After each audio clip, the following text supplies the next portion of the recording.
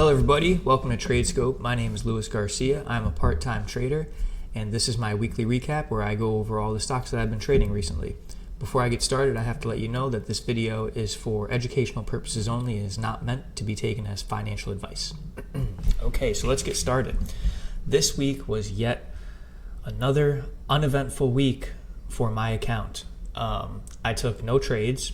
I watched as my previous position I entered last week, Tesla, tumbled.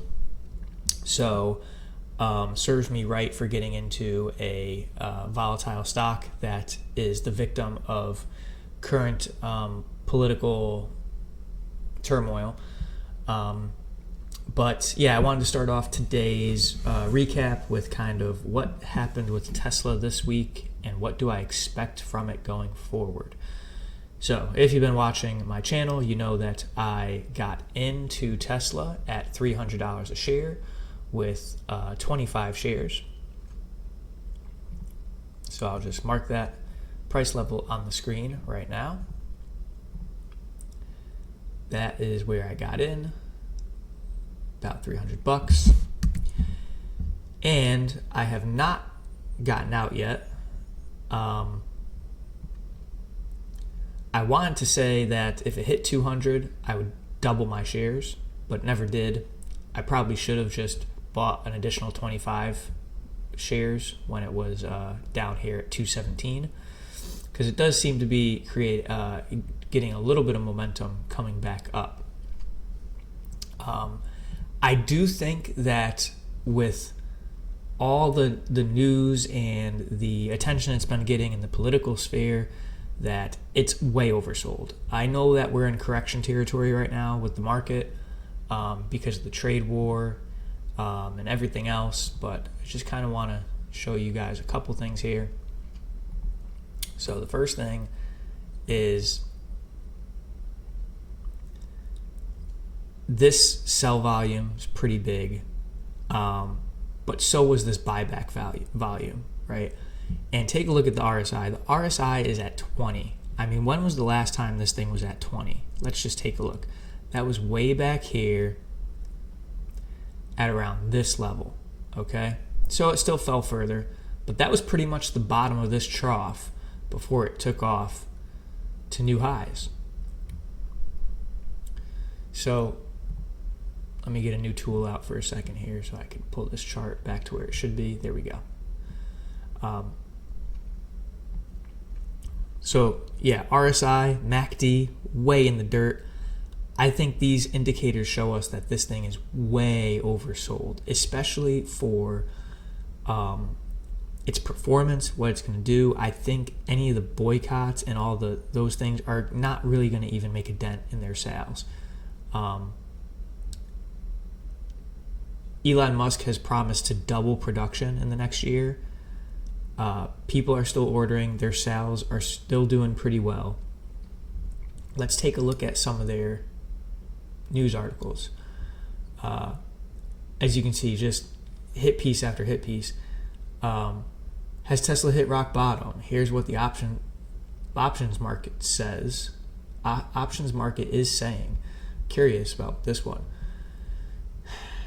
Signs are appearing that investors could begin to build a long position in Tesla. And see, this is where I'm coming from, is like it can only fall so far before investors who have already been sitting on the sidelines since the election, sitting on tons of dry powder, they're going to eventually start to be like, okay, this is a good price to buy this thing at. I mean, it's Tesla after all. And I think that it's hitting that level, right? I really do.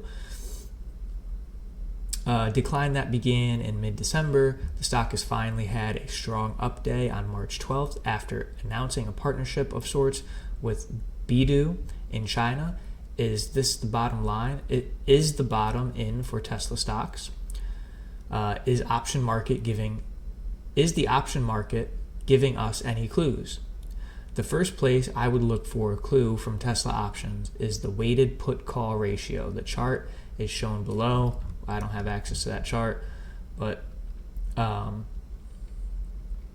there was a local minimum at an extremely low level last December. Local minima on the put call ratio chart at extreme levels are sell signals for the underlying stock. That was certainly accurate. Not every local maximum or minimum at an extreme level has been such a good signal as the most recent one. Those signals are marked on the chart. Again, can't see the chart. Currently, Tesla's put call ratio is rising rapidly, but is only about halfway up the chart. That means the stock is still on a sell signal. A buy signal from this put call ratio will occur when the ratio reaches levels about equal to those of a year ago and then rolls over and begins to decline. So Tesla's put call ratio is still bearish and is not in position to generate a buy signal anytime soon. However, there is another clue that option traders can give us, a sort of panic sign, implied volatility. Just as VIX spikes when there is panic in the broad stock market, so does the implied volatility of individual stocks, especially well-followed stocks like Tesla. As an example, consider the two charts below. Again, can't see the charts. The first chart shows the time period from March 2022 through 23. On the chart, there are two graphs. The upper graph is the composite implied volatility. All right, so I'm going to save you all the heartache right now, but basically what this article is referencing are two commonly referenced options indicators. The put call ratio is basically the ratio of all the puts out on Tesla, the volume of them, the open interest on them rather, and all of the open interest on calls. So if you have more puts than calls overall in the market, then that's a bearish signal. If you have more calls than puts, then that's a bullish signal. So all they're saying is that ratio is starting to flip bullish. It's been bearish since December. It's starting to flip bullish. And again, what that really just indicates on the broader scale is that investors are starting to look at this with a little bit more seriousness and probably going to start buying a little bit here. Does it still have more room to fall? Absolutely, right? It's already broken the 200. I think we could at least get a bounce to the 200. So that's this right here, this level, which is sitting at about 280, 282, something like that. And honestly, at this point, because I want to get back into the momentum trading, I'm trying to free up my capital from this stock. So I'm looking for anything between 280 and 300. Break even, a $500 loss to a break even, that would barely even, that's not even that bad. So it rose from 217 to 250 near the end of the week. That's a huge rise, right? If you bought at 217 and you sold at 250, you're sitting on a nice gain. So there's definitely some volatility here, definitely some buying going on, and I think the technical indicators are pointing to, at the very least, like some sort of bounce, right? Like a dead cat bounce at the very least.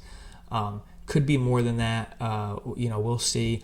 But my strategy for my account right now is to just get out of this thing with as minimal loss as I can, and move on. Because the first thing that I'm looking at as a trader is risk management. I have to manage my risk.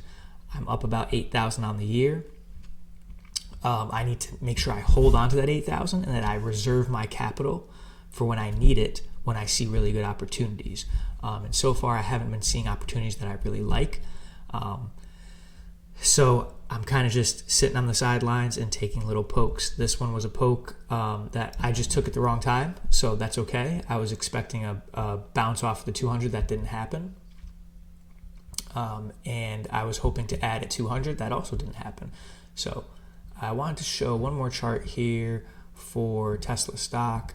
That is the weekly chart, just to kind of see how much of a bounce this thing really did last week. So if you could see, big volume,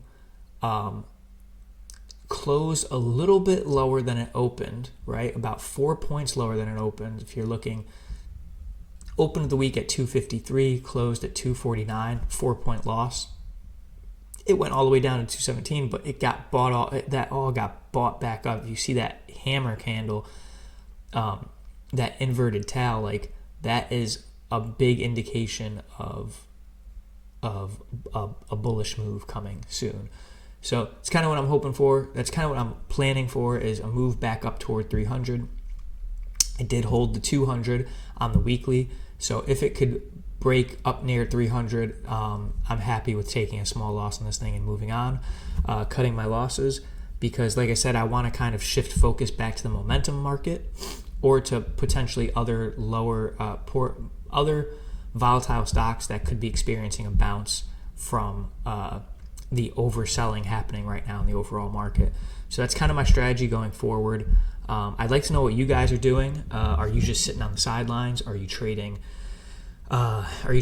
materials? Are you trading gold? Are you trading energy? Are you looking for more of these popular stocks that have taken volatile turns? I'm looking, there's some stocks like PLTR on my watch list. I'm looking at stocks like Upstart. If you guys remember, I traded Upstart. That thing took a big haircut. So I'm looking for like those types of things to put some good amount of cash in anticipation of a bounce, and just making a quick good percentage on those. So let me know what you guys think down in the comments. I did also want to talk a little bit about SYM. So this is the robotics. This is another longer term trade that I'm looking at that I've been in for a while.